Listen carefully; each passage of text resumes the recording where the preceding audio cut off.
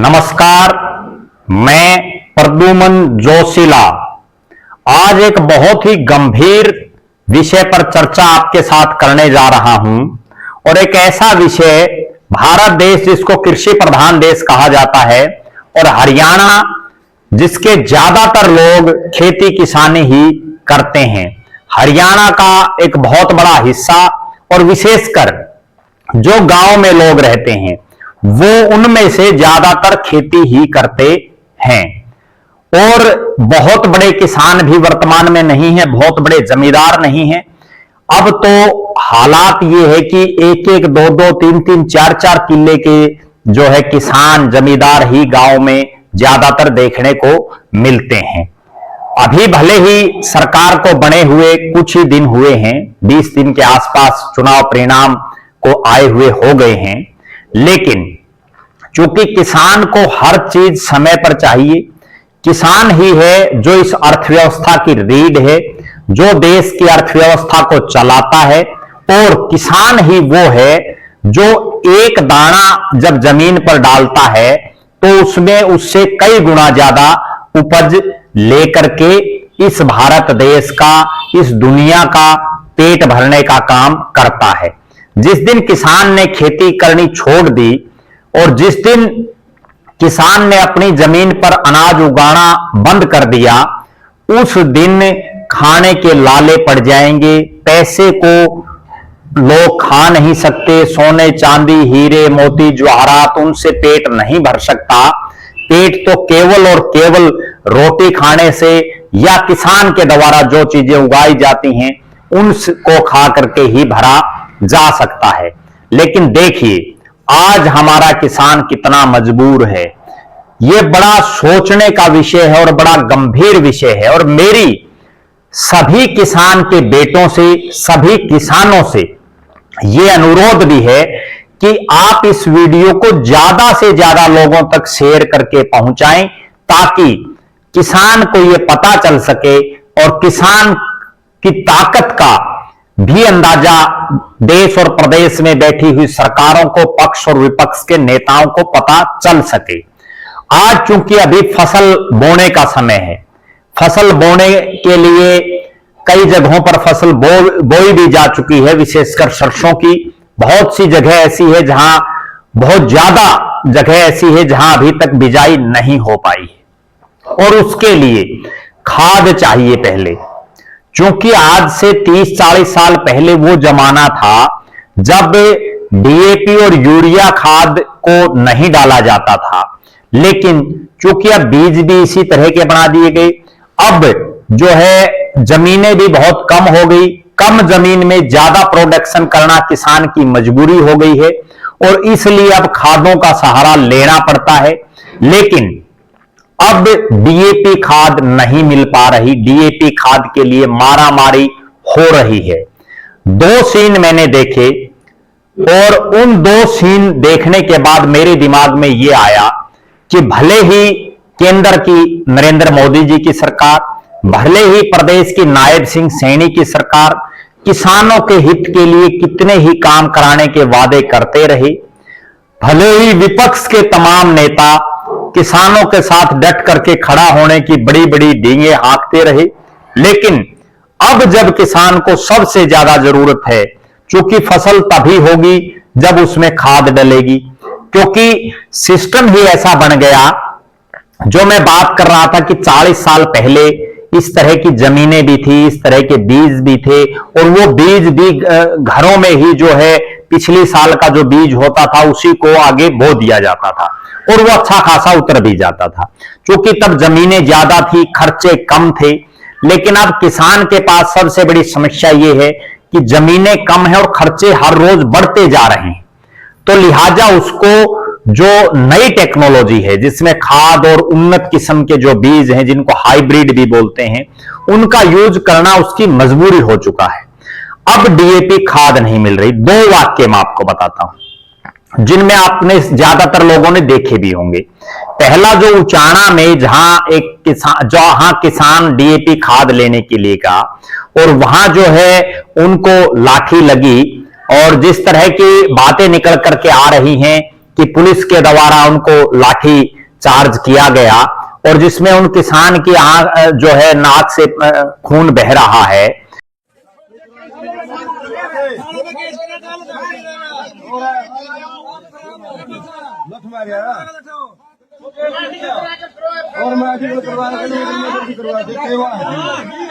बिना सरकार के ऑर्डर लेकर का कानून बना रहे भाई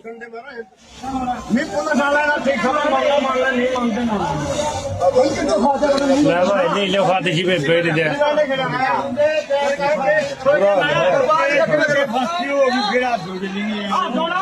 और बना लो पीछे बिना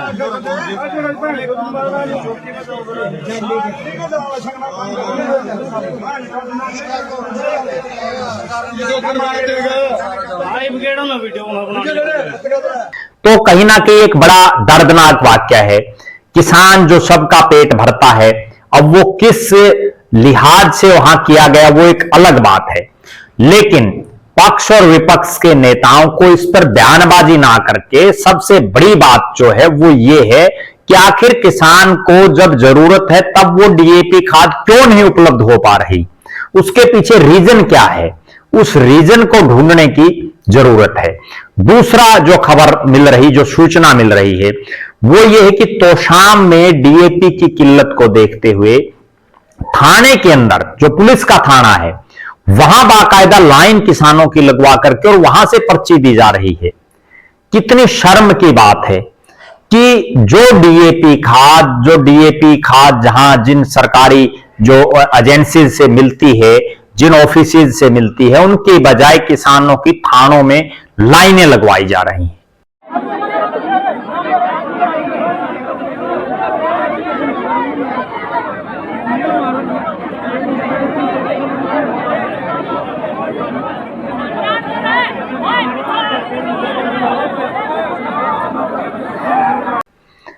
तो बड़ा शर्म का विषय है और ये अभी एक अकेले पहली बार ऐसा नहीं हुआ है।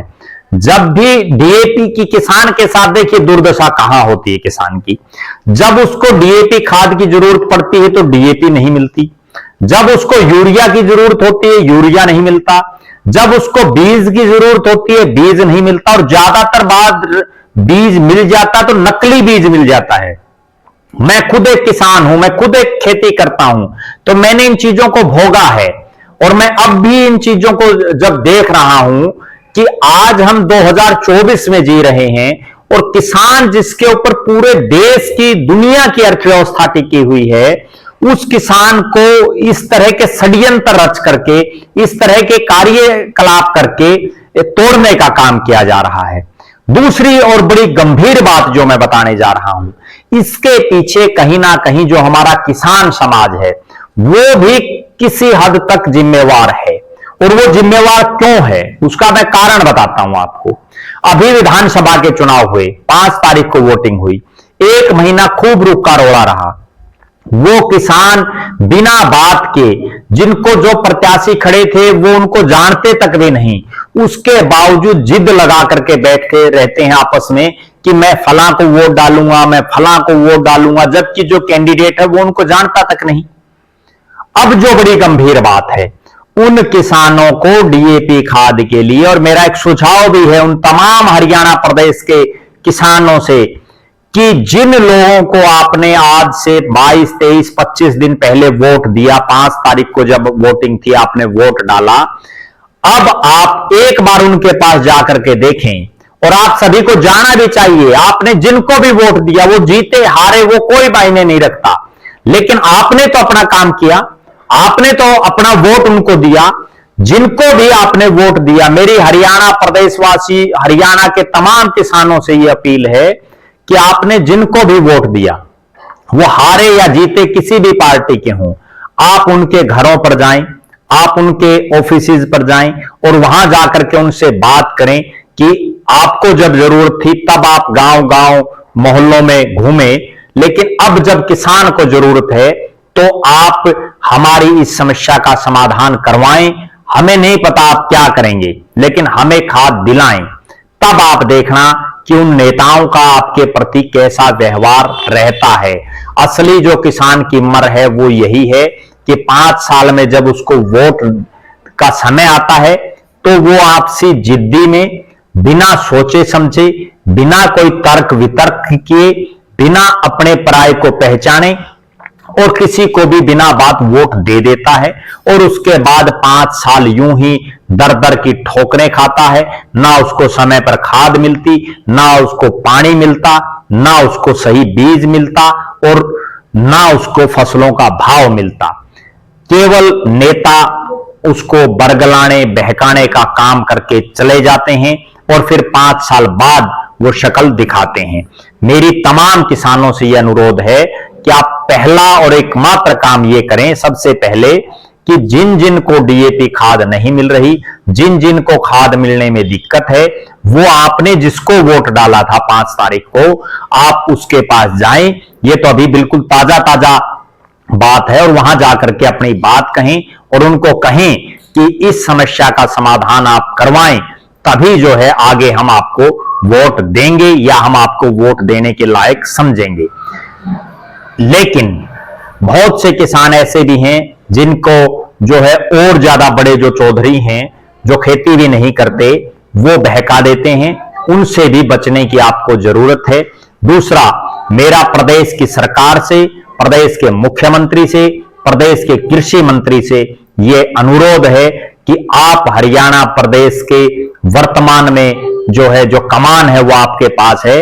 आप किसान जो अन्नदाता है, जो सबका पेट भरता है, उसकी इन समस्याओं का समाधान करें। उनको समय पर खाद, पूरा पानी और उच्च क्वालिटी का बीज और सही रेट दिलाने का काम कराना आपकी जिम्मेवारी है, वो आप करें। दूसरी तरफ जो लोग विपक्ष में बैठे हैं वो भी गूंगे और बहरे बने बैठे हैं। हार क्या गए, वो कहीं दिखाई नहीं दे रहे, कहीं कोई बयानबाजी उनकी नहीं दिखाई दे रही। उन लोगों को भी सड़कों पर उतर करके या प्रदेश की सरकार पर किसी भी तरह से दबाव, जिसमें सरकार दबाव में आए और किसानों की बात को सुने, वो उनको करना चाहिए। तीसरा, जो किसान संगठन है, जो पिछला जो टर्म था मोदी जी का, उसमें हर छोटी छोटी बात पर भी धरने, प्रदर्शन, जुलूस उनके होते रहे, किसानों के लिए वो लगातार लड़ते रहे। लेकिन उनका भी हौसला मुझे ऐसा लग रहा है कि अब टूट चुका है। उनको भी एक बार फिर से खड़ा होकर के और किसानों की आवाज उठानी चाहिए। सबसे पहला और सबसे बड़ा काम, जो किसान, जिन किसानों को खाद नहीं मिल रही, जिनको पूरा पानी नहीं मिल रहा, जिनको बीज नहीं मिल रहा, उनको अपने अपने नुमाइंदे, हारे या जीते, जिन्होंने चुनाव लड़ा, जिनको आपने वोट दिया, उनके पास जरूर जाना चाहिए, अपनी बात रखनी चाहिए और बड़े पुरजोर तरीके से अपनी बात रखनी चाहिए। आप सभी किसान साथियों को, जितने किसान हैं, उन सबको अब जागरूक होने की जरूरत है। आप लगातार हमारे साथ बने रहें, हमारे YouTube चैनल को सब्सक्राइब करें, बेल आइकन घंटी का बटन अवश्य दबाएं। फेसबुक पर फॉलो और लाइक करके आप हमसे जुड़ सकते हैं। वीडियो को ज्यादा से ज्यादा शेयर करें, अपने बहुमूल्य कमेंट्स अवश्य लिखें। आपका बहुत बहुत धन्यवाद। आपका अपना प्रद्युमन जोशीला।